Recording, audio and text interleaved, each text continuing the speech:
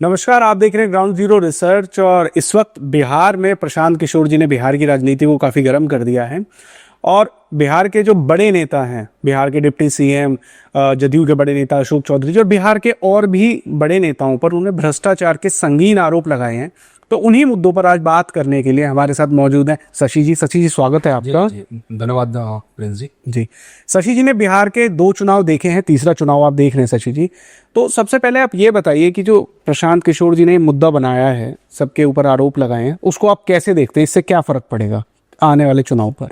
माननीय मुख्यमंत्री नीतीश कुमार के दाहिने हाथ, इनका हालत देखिए।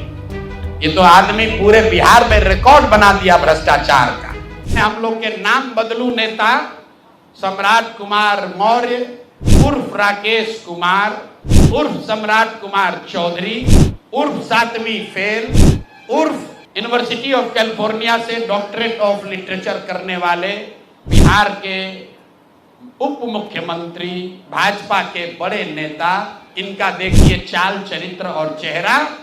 मर्डर के इल्जाम में जेल काट कर आया है।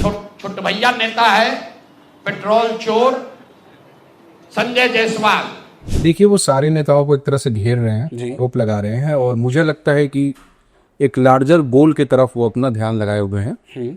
और मुझे लगता है कि वो ये साबित करने में लगे हुए हैं कि देखिए, जितनी भी पार्टी है जी, सब पार्टी में कोई भी ढंग का नेता नहीं है जी, और सब के सब बेकार हैं। तो फिर आपके पास एक ही ऑप्शन बच जाता है प्रशांत किशोर का जी।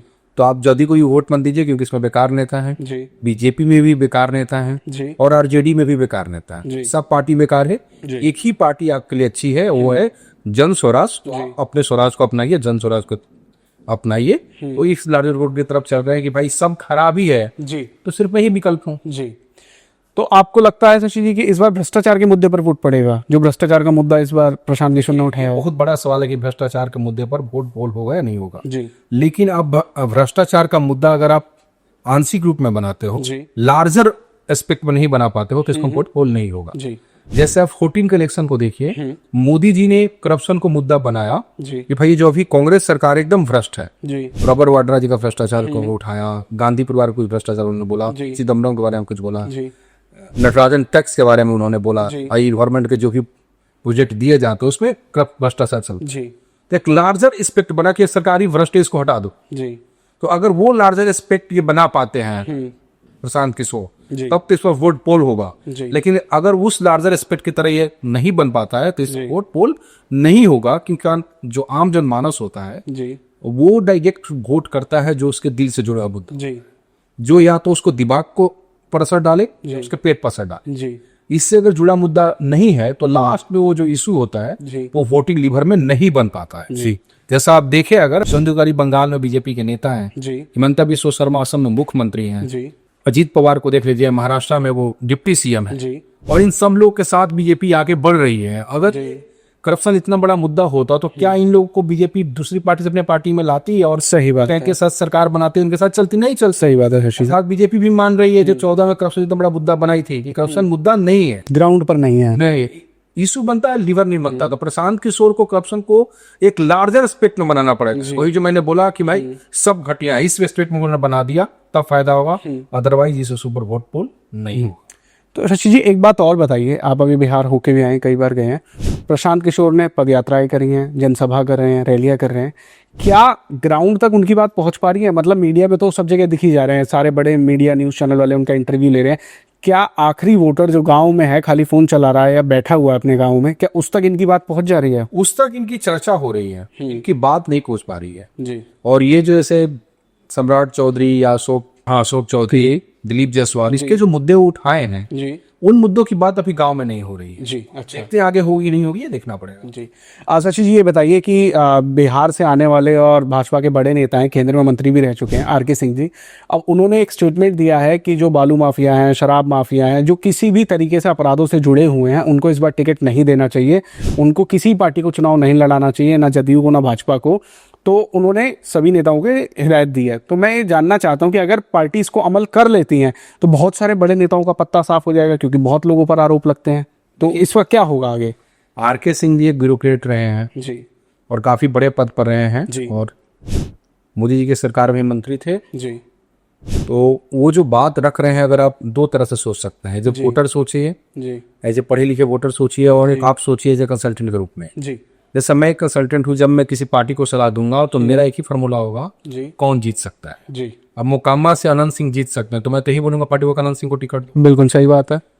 लेकिन दूसरी तरफ अगर मैं जब वोटर देखूं तो ये मानना पड़ेगा कि भाई अब बिहार में टिकट ही मत दो। जी अगर सारी पार्टियां अगर सही लोग को ही टिकट देगी, जी जो क्रिमिनल हैं, जिन्होंने मर्डर किए हैं, जिन पर संगीन आरोप है, जो ड्रग्स बेचे हैं, जी जो बैंक लूटे हैं, अगर ऐसे ऐसे लोगों का पार्टियां ही टिकट ना दे, ना जेडी दे, ना प्रशांत दे, जी और ना जदयू और भाजपा दे, तो फिर तो एमएलए बन ही नहीं पाएंगे। सही बात है सर। आरके सिंह जी जो बात रख रहे हैं उसमें गलत क्या है? क्या आप चाहते हैं क्या कि बैंक लूटने वाले एमएलए बने? क्या चाहते हैं कि ड्रग्स बेचने वाले एमएलए बने?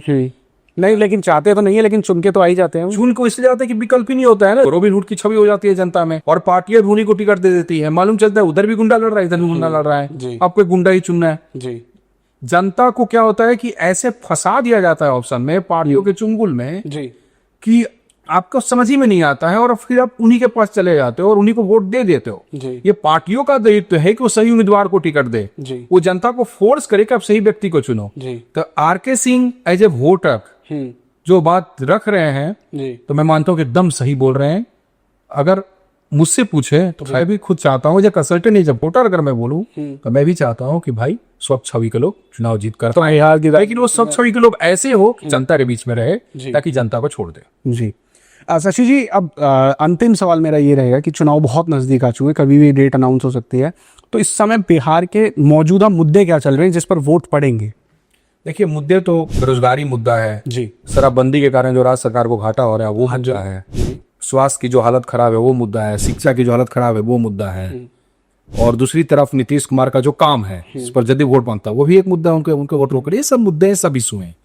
देखिए, अगर लार्जर इशू देखे तो बिहार का चुनाव मुझे लगता है कि माइक्रो होने जा रहा है।